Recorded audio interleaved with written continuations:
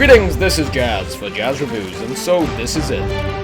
I hope you've all had a good Christmas and all that shit, right? But I'm here to deliver everything that I thought as a reviewer really did it for me. The number one spot will be Game of the Year for Jazz Reviews. It's been extremely hard to competitively place all these games in order. What I have not done is shower you with a group of nominees and just the one winner. No, what I've done is given you the tried and tested and popular top 10 system, with all the controversy and public criticism intact, and the views. There's a lot of views. So just before 2013 unfolds with Dead Space 3, Womb Raider, Metal Gear, GTA 5, let's see exactly what the hell I think 2012 did for us, the gamers, and the industry itself.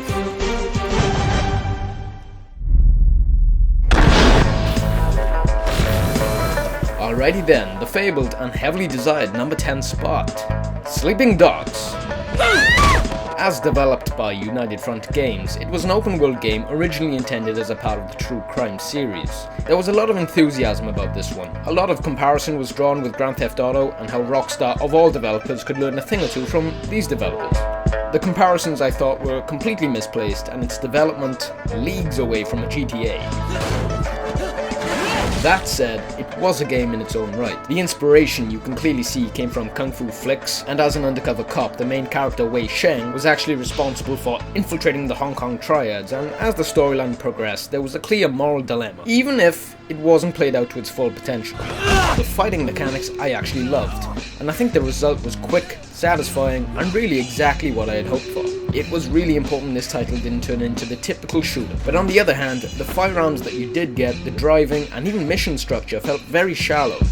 I praised the game for its variety in my review, but in the end, side missions really did feel pointless. The girlfriend missions were a complete one-off, which is fine by me in terms of gameplay. You know, I really don't want this. Homie, it's Denise. Hey, it's Denise. What's happening? You want to go out on a date with me? We shouldn't see one another again so soon.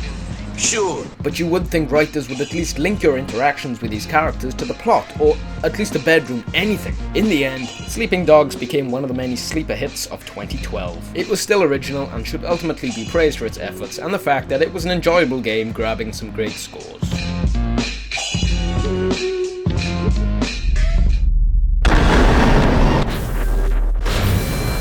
At number 9, Transformers: Fall of Cybertron. Autobots wage their battle to destroy the evil forces of the Decepticons.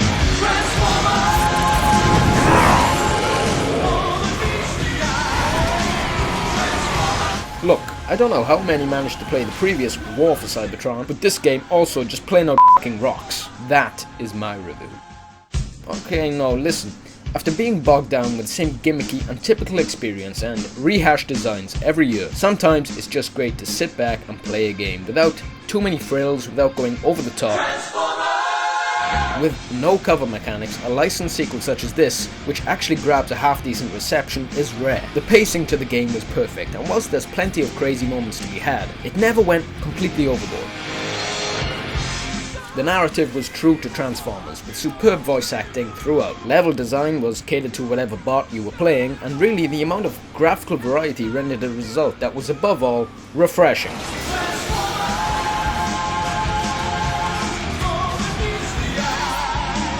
And at number 8,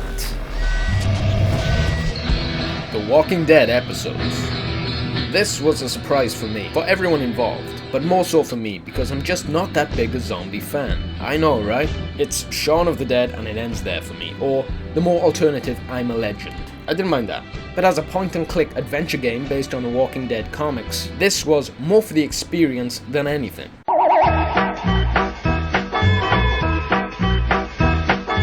It's great to see low-budget projects such as these killing the multi-million blockbuster hits for the Game of the Year awards.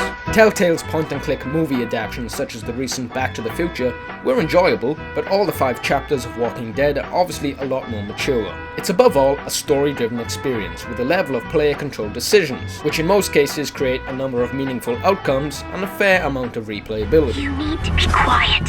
Who is this? I'm Clementine. This is my house. You've been all by yourself through this? Each of the 5 chapters have a lot of substance holding the plot together, a lot more than most of the bigger and more mainstream titles. It's about your reaction to the story rather than gameplay. The reasoning behind this spot is clear. It's great for the industry, the art form, and above all, worth the complete price tag.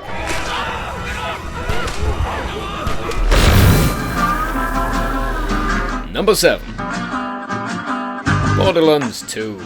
Once again, not the biggest Borderlands fan, I could just never get into it. But with such an elaborate system of loot whoring and side missions, even I cannot ignore how big and authentic this title is, or fail to recognise the critical success of the first Borderlands. Not to mention all those guns. Big guns, small guns, guns with bits coming out of them, rainbow guns, ugly guns, and corrosive guns. With colourful characters and NPCs, which are all done so well, Claptrap is becoming quite the celebrity. I am an auteur, which is French for awesome. Here, let me show you some of my work. I call this one Bandits at Play. I was inspired by two bandits I saw playing with each other. Not to mention, easily one of the best villains of 2012. Drop-in co-op is implemented brilliantly, with a much more open world, bigger boss battles, improved skill trees, and so many perks adding real depth to the gameplay. Criticisms of course have been made that Borderlands 1.5 doesn't innovate or change enough from the core game, but I'm not complaining. You can't put a game down too much for being this dynamic. And I'm not even a fan.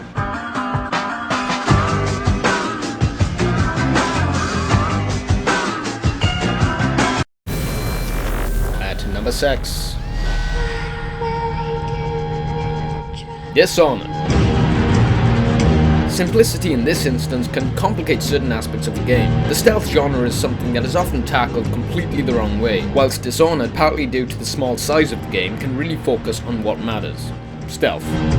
Through superb level design and for, let's say, most of the time great enemy AI, the complexity really shows when gamers are organically allowed to combine abilities to creatively kill their enemies, even when such methods may or may not have been originally intended by the developers. Players create the complexity through their own paths, but this is not an RPG, and being stuck between genres, from how I see it, can impact upon the storytelling. The level of backstory and atmosphere was sufficient from random NPC conversations and books, but overall it was the setting itself and its art style that delivered any kind of emotion, not the story. Despite its advances and originality, what about the bottom line? A $60 price tag. Well, you get what you put in. Dishonored is a game you first explore before playing to warrant the 6 to 8 hours of gameplay worthwhile. At number 5. Halo 4. What with the swap of hands, people were very anxious to see what 343 were going to deliver. It came off as a massive success, with a much more personal story, with all 8 missions sucking all that the Xbox has left to offer. Motion capture and facial expressions were spot on, with a great soundtrack throughout. Gunplay to the core is still Halo, but much more brutal and satisfying, with certain tweaks such as permanent sprint and multiplayer balancing, which in my view maintains the same Halo franchise but improves the game overall with that much more consistency. 343 have added and will be adding even more free Spartan Ops missions, extending the story, and alongside the overhauled Halo Forge, you're really getting value for money. Fundamentally, Halo is still Halo, with a number of features removed, adding more consistency to multiplayer for one, offering a real challenge. People will have their own preferences, but I fully support the changes that have been made, and look forward to how the franchise grows through the next generation of consoles.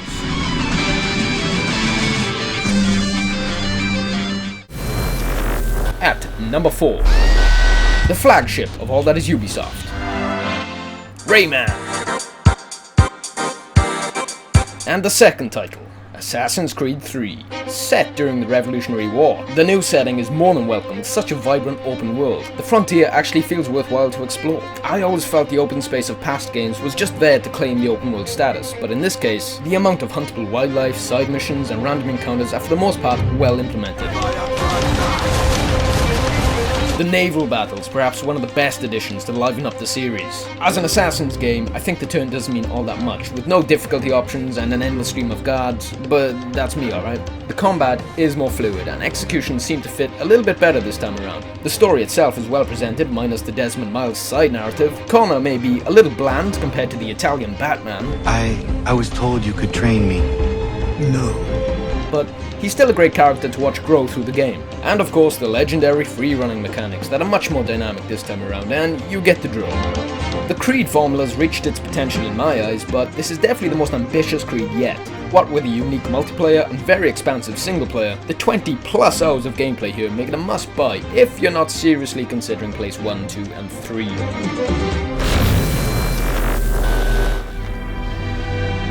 At number 3, Journey.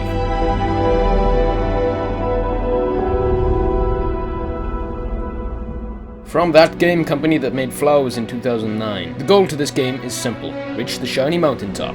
As a nameless cloaked traveller, there will be no objectives as such, just some light platforming and puzzles to overcome in what has got to be one of the most charming games in recent gaming. From barren desert lands to incredible vistas, caves and mountains, Journey is visually stunning, its physics and animation something to be marvelled at. Journey on a technical level is incredible. A shame then that Sony's contract eliminates the chance of this game ever making it to PC.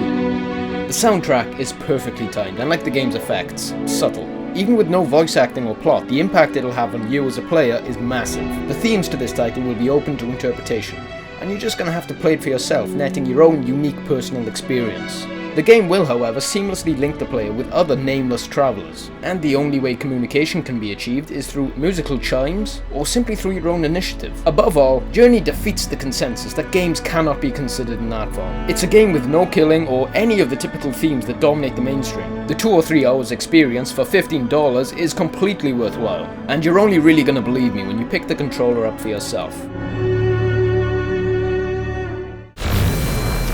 At number 2, Far Cry 3. As covered in my review, the game is downright weird, in a good way. Alongside a range of characters, the pirate chief Vass will go down as one of the most memorable gaming villains of all time. Do you want me to slice you open like I did your friend? The game's emphasis is on freedom to explore, hunt, and complete side missions which are not just thrown in for the sake of it. Everything does tie together really well. Hunting, for example, is not just a superficial feature, but almost essential to carry more weapons and to hold more cash. The main storyline missions were all unique, and I can honestly say I never got bored in Far Cry 3. Thanks to the vast amount of vehicles spread throughout the huge map, the player will not be subject to endless hiking trips as in Far Cry 2.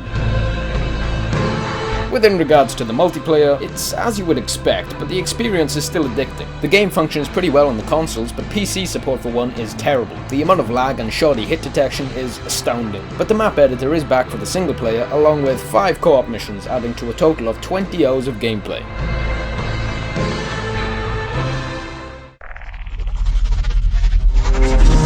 And finally, at number 1, Max Payne 3. I don't think there's many that would agree with my choice here, but so be it. Max Payne is the most interesting alcoholic to have graced the world of gaming. The storytelling to this title is executed flawlessly. Some would say cinematics are too excessive, along with all that classic Max Payne narration. I say, I friggin' love it. And with that, I guess I was ready for bed. The visual feedback effects especially just convey how disconnected Max is to the world, and who can blame him?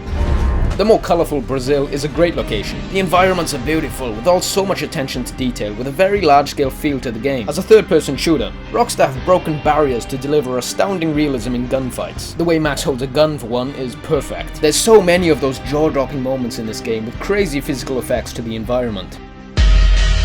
Slow motion bullet time was implemented brilliantly not only in the single player, but the multiplayer. Rockstar are known for innovation. The multiplayer is not just some tacked on feature. Nope, it's a hugely progressive experience with all kinds of unlocks, character customization, a very cool interface with information within regards to shots on a player's chest, legs and arms. Not only that, but with Rockstar Crews, fans will be able to import their unique crews and logos from Max Payne into GTA 5 this year.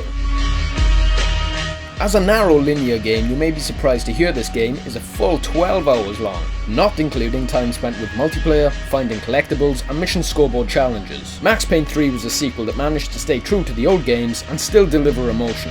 From start to finish, the action was intense, and its mechanics more dynamic in movement and gunplay than I've seen in any other third-person shooter.